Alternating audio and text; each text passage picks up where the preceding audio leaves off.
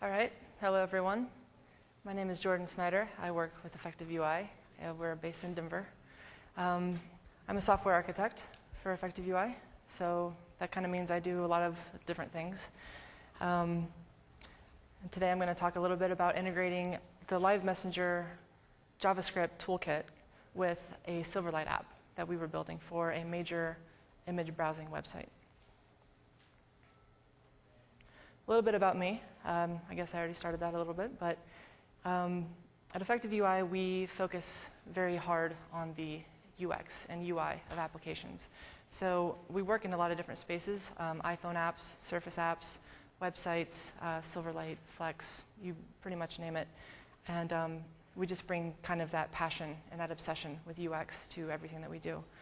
So if you want to find out a little bit more about us, you can go to effectiveui.com. If you'd like to find out more about me, check out my blog, jordansnyder.com, and follow me on Twitter, please, and I'll add you too, Effective Jordan. So I'm going to talk a little bit about the Silverlight application. We started out, we were approached by a major photo browsing website, and we wanted to create a compelling searching mechanism for images. We also, because this is Web 2.0, we wanted to allow users to share those images that they found very easily, very quickly. That can be done in a number of ways. That could be done already on sites, that if you have your IM open or if you just open a quick email, you could do something like that. But there actually are ways to improve that process as well and make that even faster. And that's what we found in the JavaScript toolkit. We also wanted to drive users to the application as well. So not only did we want to share an image, but we wanted to drive users to our application that we're building. And we also had to meet the deadline ultimately. We had a pretty tight deadline, so our options were definitely limited. We had to look for some shortcuts. We had to, keep everything really lightweight and slim. So I guess I'll back up a little bit. What we chose to do was use the new JavaScript toolkit that the Live Services team has provided, the Live Messenger team has provided. It makes it extremely easy and quick to get set up with everything that you need. You can take very simple controls, basic controls out of the box, use them, you can skin them, or you can go full custom and customize as much as you want, getting down into the dirty details of the JavaScript. So you really have full customization control over whatever you need to do. So a brief explanation of how to get started with this technology. Actually, sorry, I'm going to give you a quick demo just to kind of show you what we actually built.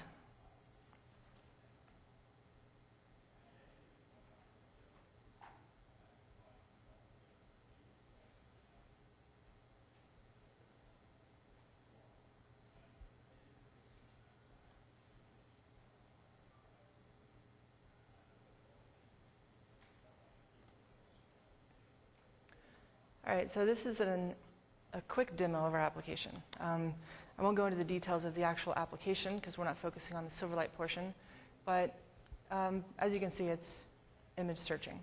So I've pulled up this result set, just search for the artist Feist, and here as you can see down here, that's the Live Messenger bar. And I'll give you a quick example of what it looks like by default. It looks like this. So you'll notice that we've custom skinned that. So what I'm going to do is log in. This pop-up comes to the screen. Simply log in with my Live ID. Of course.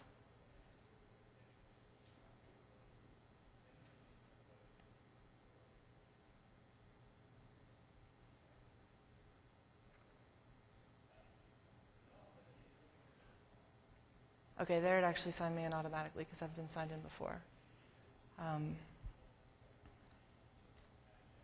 Bring the search back up.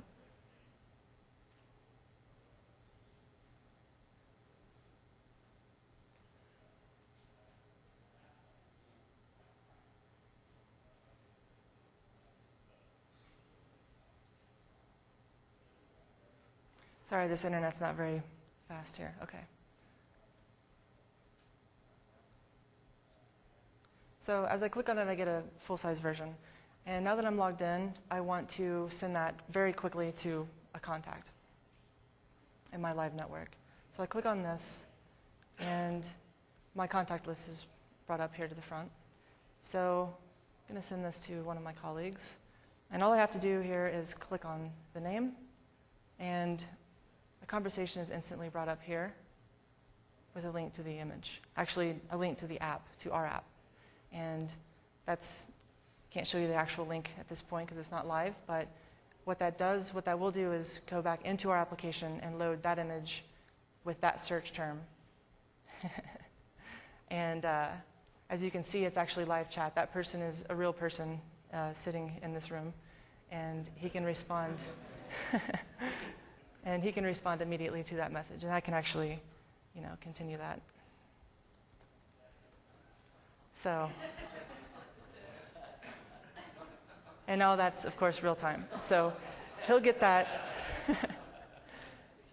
He will get that in his Live Messenger if he's signed into Live Messenger. He'll get that if he's signed into this website. He'll see it. So anywhere that he's logged in to the Live Messenger service, that presence will be available to him. Sure? Yeah? Is that skinnable, this experience? It is skinnable, yeah. So I'll get a little bit more into kind of what you can do with that, but this is completely custom skinned. So I won't go into every little detail, but we can talk about that later if you'd like to. So I'll go ahead and close that out, and I just wanted to show you that quickly, to show you the use case of that. But the point is that, as you can see, it's very quick, it's very simple, it's very easy to do that. And once he has received that message, once any of my friends have received that, then they're brought directly back into my application. And then that, that drives users to our application. So that's a big plus for us.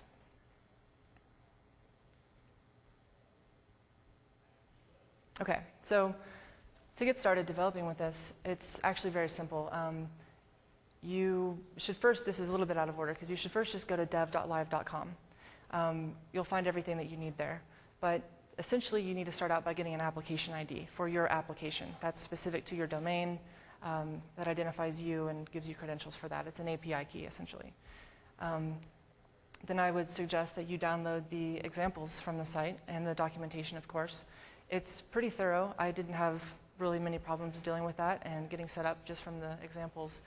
And the client-side examples show JavaScript and HTML and how you can use those together to use this JavaScript toolkit. The server-side examples show there's a server-side component that I'll mention briefly. This works on the idea of delegation, authentication delegation, and that basically just, as you saw with the pop-up, the user has to allow you to access their data and access their user profile and all their information. So it's a good security feature. It requires a little bit of back-end framework for you to have on your server for that to work. But the examples are actually provided in C#, PHP. I believe there's some Python examples, some Java examples. So basically, you can get started with that. And you can even roll your own in your own server-side language if needed. You're basically you have to have the correct encryption algorithms installed and the correct libraries installed, and then you can go from there. So it's pretty easy to get started with that. The next step is to choose the controls that you want to implement. There's a veritable smorgasbord of available controls for you to use. So it can be a little bit confusing at first, but basically there's a little bit of a tier system. So you can start out with just a web bar, and that's actually what the component is called.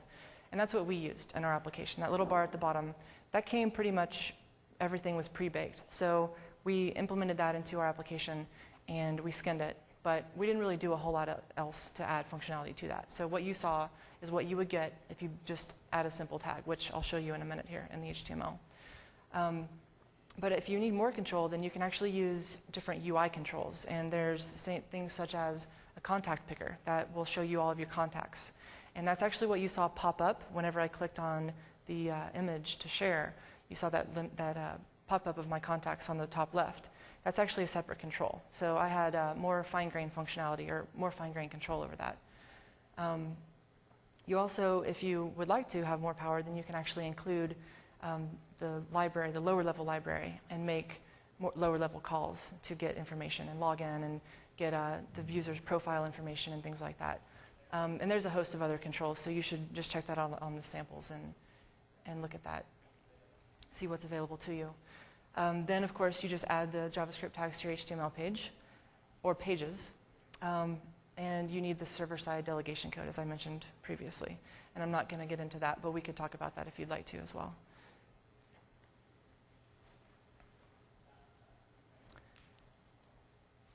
So now I'm going to show you how to implement this. It's very simple.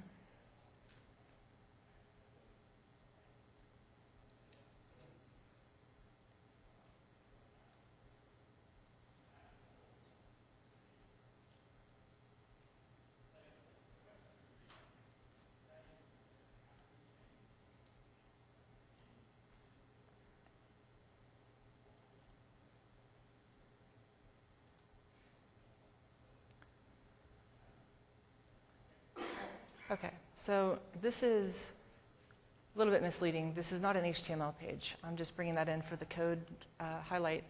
But this is actually a PHP page, as you see from the top node there. As I said before, there's integration with the server. So we're using PHP for this, but it's actually just as simple with C#, probably more simple, because you can include it all in one project. But you'll see here, I'm including these two PHP files here. And those are actually available to you, so you'll just use those. There's a settings.php file, Windows Live Login.php. Settings.php actually pulls in a settings.xml file, and that's where you'll store your application ID and the specific, the secret key as well, the app specifics to your API key. So that's a very simple configuration. Then you'll see here that I'm basically just including some remote JavaScript into my page. So that's what you would do as well. That's where you start. You start by loading this loader.js file. It's hosted on the Live Messenger servers, of course. And then here, when my page loads, the first thing that I'm doing in a script tag here is making a new loader object, and then I'm actually calling the load function on that object. And that really gets me set up with everything. That brings all of the messenger controls in. And this is some of my custom code, but these are actually, that's an event handler from whenever the app authenticates and the user has authenticated and logged in, then I get that event and I can handle that. So I'm keeping a reference to the messenger user so that I can use it later when I actually send a message. And I won't go over that implementation because that's custom, but. And here, I'm simply including some styles that override the default styles. So here's a little bit of beginning of some of the guts here. This messenger app tag, you have to have that to initialize all the functionality here. So you'll see that there's some PHP references. If it's not PHP, it's C#, ASP.NET, whatever. But there are references to server-side information there. And that's going to come in from kind of a combination of the cookie and the other PHP code that you saw me include at the beginning. That brings in all the information that I need. But basically, you have to pass in information to that app tag and just to get it initialized. And I'm going to actually move back just a little bit. You notice this namespace here? This is an XHTML document. So that's an XHTML namespace. And as you can see up here, I've defined it right there. So that's something that you'll have to do as well to get this functionality.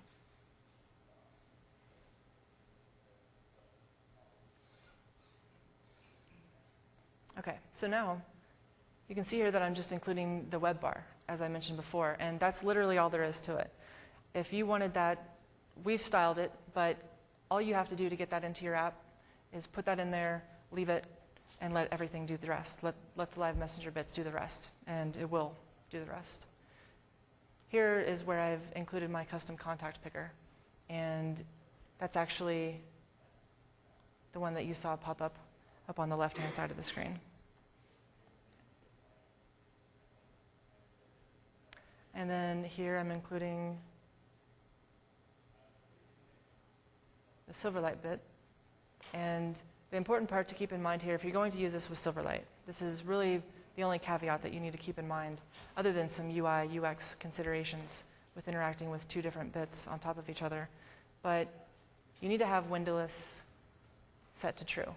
And that's so that Silverlight will sort of obey the Z order of the DHTML and the JavaScript. So that's essential. And if you're having any trouble with things not showing up, or if things are kind of hiding behind the Silverlight, then that's probably your problem, and you should add that.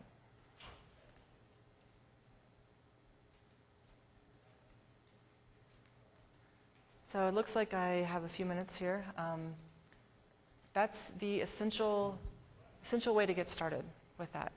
So is there any questions right off the bat that anyone has? Yeah.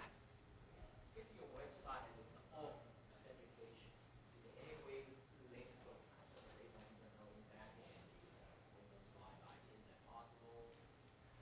I'm sorry, can you repeat that? If your website right now is like a application you sign in, if some website your web application has its own user authentication already, is there any more seamless way where they begin to chat Windows? So are you asking that if they have already logged in before on the website and they come back, or if they're already logged in like into the... If they log into your website, you have your own customer authentication.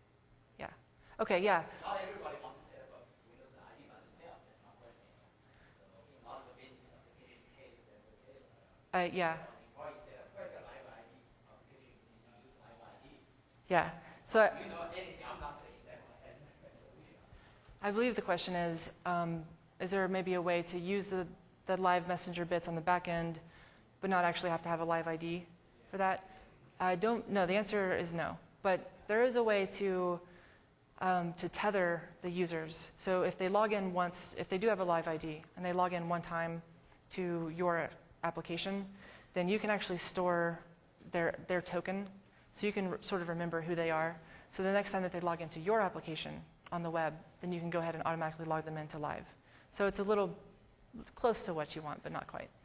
What I did here is a lot of the application I saw as the consumer space. Is it possible for the business to use this platform to do something? So let's see. Yeah, sure. Yeah, and that's a good question. We have some... So Jordan is one of our partners, so we're the messenger team. So if you have questions, come talk to us. Oh, that's great. Yeah. I'm waiting for it to open up some of our knowledge, some of the interesting. Yeah, come talk to us. Actually, after Chris's session. Oh, yes. How to make shorter, prettier URLs. So your example gives a really long URL Yeah. that's kind of hard to reshare. Yeah, that's just an example. That'll probably be something like domain.com/ and we'll have to put some information into the query string, of course, like the search term and things like that. Is that what you mean? But you don't need to proxy it through Microsoft server. No, that was just an example. Okay. That URL was just an example. Yeah, really there will be no reference to Microsoft in that link. And that's just a link back to your application, whatever that may be. Anything else?